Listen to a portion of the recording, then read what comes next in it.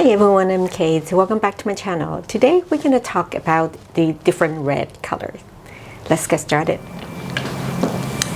Okay, so there are three types of red that I've introduced so far, and this is the one that I always use, and this is the China red. And then this is the crimson red, and this is the rouge. That's what I called it. And I'm going to show you what it looks like. This crimson red is the darker shades of red, and okay, I'm going to show you what it looks like.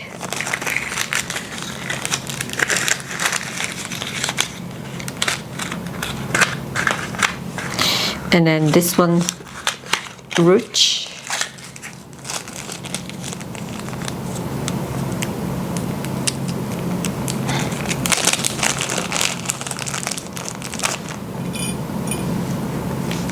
So this is even darker, but it has a bit of blue tone in it, so that it's you can mix it to get the purple color that you want. So I'm going to show you what it really looks like. Just add a little bit of water on the pigment, the chips, and then wait a little bit. And then I'm going to show you what the color looks like. This is the dark red, crimson color. And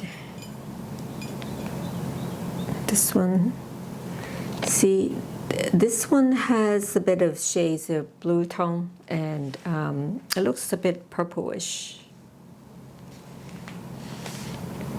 Can you tell?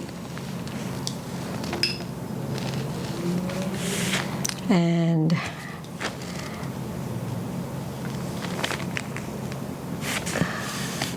this is the China red, that's bright red.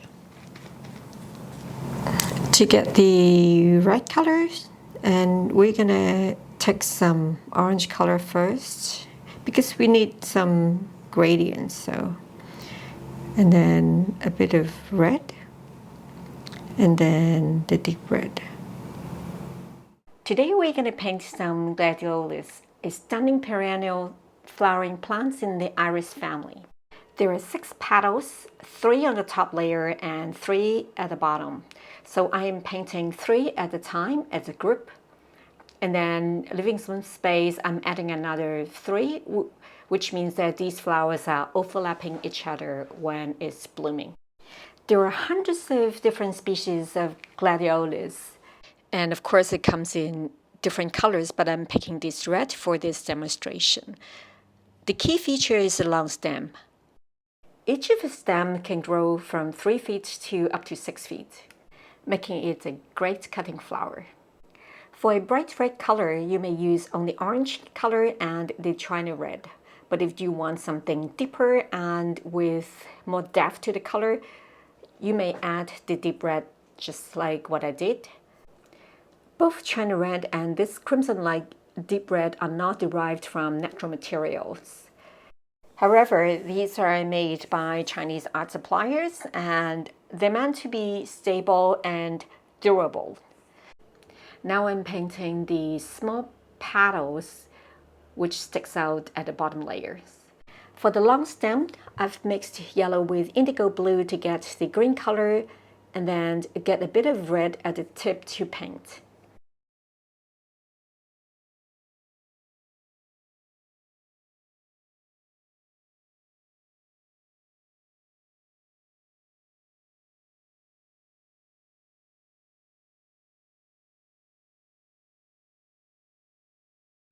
Gladiolus is also called sword lilies because of the sharp long leaves.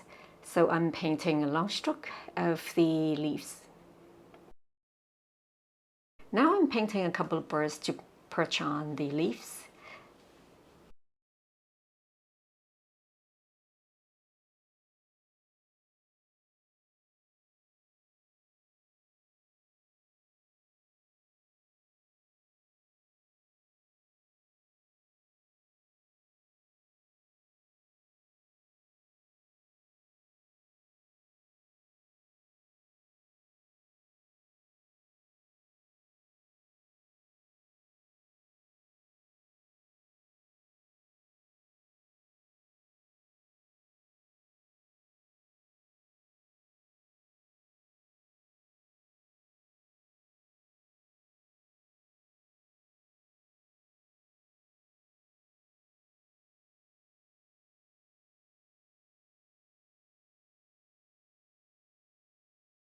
For the statement, I'm going to use the red color, and you may use a bit of red plus the deep red if you want some shading.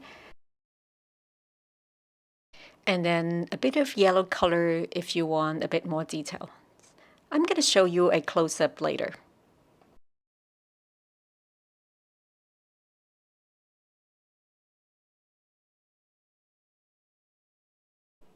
Thanks for watching. I hope you like this video. Please subscribe if you haven't already, and press the bell notification button so that you don't miss out the next update. I will see you next time.